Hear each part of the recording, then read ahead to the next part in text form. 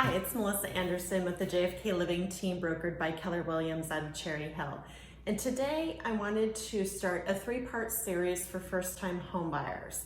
There's a lot of information out there and it's easy to get lost in the sea of a wealth of information. So I'm going to break it down so you can get into your first home. Stay tuned for my first 3 tips.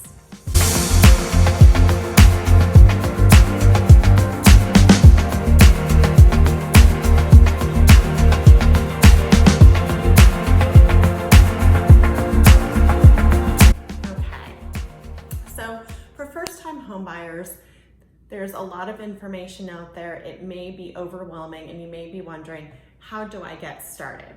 So tip number 1, you want to make sure that you are financially ready to purchase a home. And so a couple of things that you want to do is you want to know what your credit score is. Typically you want to know you'd like to have a credit score 640 or above. Now there are loan programs that will go below 640, 620, even down to 580 and lower, but you're probably going to be paying more to be able to qualify for those types of loans. So your best option is to work on getting your credit score to at least 640 and above. Now, there are many resources available. You can talk to a loan officer with a mortgage company to see about how to get that score raised to 640. You can go to myfico.com, which has a lot of tips and helpful information in how to increase your credit score. And if you're not sure what your credit score is, use one of the free services that are available. Credit Karma is one, for instance. But your best bet is to have a credit score of 640 and above.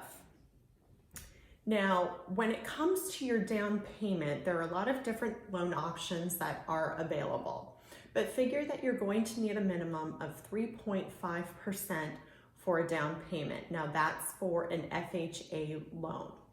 There are other loan types available that do allow for a 0% down. Those are typically your VA loans, which are eligible for military personnel, whether active or retired or discharged. So you want to talk to your loan officer about those. There's also a USDA loan program, which for rural areas can qualify if you're low to moderate income for a 0% down payment. Now those are only for certain properties and there are restrictions that apply. So your best option is to count for at least having a 3.5% of your sale price being your down payment.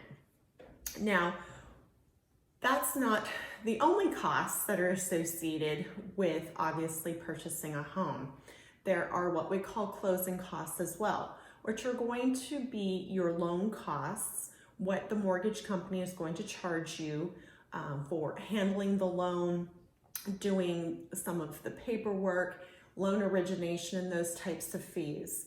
As well as there's going to be title insurance and other fees associated with record searches and document searches when it comes to title insurance. Title makes sure that the person who's selling the home has the right to sell the home to you and that no one else has a claim to the property, because we obviously would not want that to happen, right?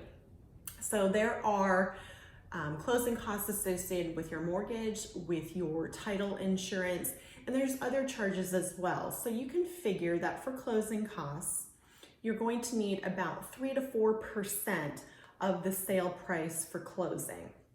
So you have your down payment and you have your closing costs.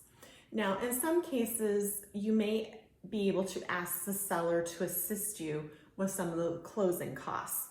Now, how much you can ask for depends on the type of loan that you're getting, but figure no more than 6% or so of the sale price can you ask for closing costs.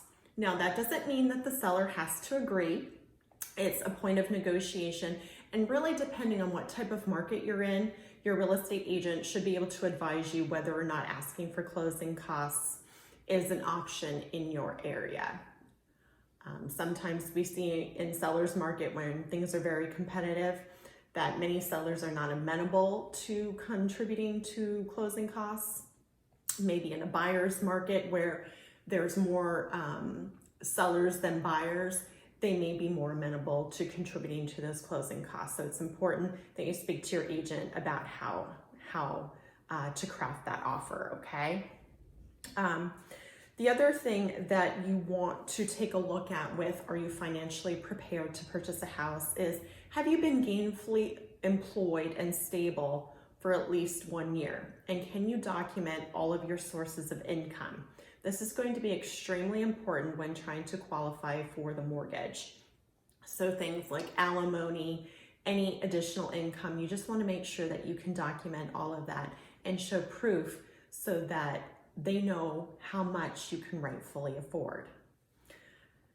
The other thing is, do you have a nest egg of savings?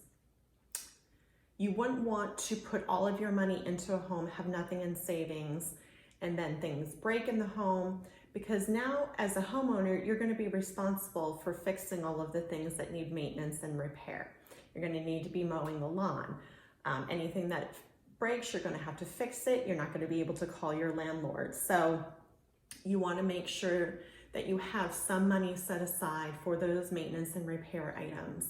Now, we're not talking you need to have $20,000 in the bank for those, but you definitely want to have something set aside so that you feel comfortable making those monthly payments and taking care of the home that you've just bought. Tip number 2. Sit down with a real estate professional. It's extremely important that you have professional guidance on this journey. Now, I'm not just saying that because I'm a realtor, but there are many different steps that go into buying a home, and having a professional like myself and a local expert on your side is going to be critically important. Now, you may not know, but it actually costs you as the buyer absolutely nothing to hire an agent to represent you as a buyer. How does that work? Well, when an agent lists a home for a seller, they negotiate a commission saying, you will give me X amount percent for selling the home, and we will give X amount percent to the buyer's agent who brings the buyer to the transaction. So really, the seller is paying for all of the commission being paid to the listing agent and to the buyer's agent. So it costs you absolutely nothing to hire a real estate professional to represent you, which is great. But there are a few things that you're going to want to make sure of when you go to hire a real estate professional, and some questions you can ask, like how many buyers did you help last year? How many buyers do you work with at one time? That's a really important question, because if someone's working with 15 to 20 buyers at a time, chances are they're not going to have enough time to really dedicate that to you in your search. Another good question to ask is whether or not the real estate agent is full or part-time. Why, you may ask? Well, there's quite a few agents who continue to have a full-time job, whether they're nurses or teachers or policemen or some other profession, and then they practice real estate part-time. Now, that can be difficult, especially in a competitive market, if you need to see properties quickly and they're not available from 8 to 5 throughout the week. So those are just some questions you might want to ask. And other things that you can do is obviously check out reviews and testimonials from past clients of agents, so you can see what it's going to be like to work with them. And thirdly, and you've probably heard this a million times, but I'm going to underscore this, is to get a mortgage pre-approval before you begin looking at homes. Why is this so important? Well, today, most sellers will not accept an offer from a buyer without a mortgage pre-approval. It's just the way it is.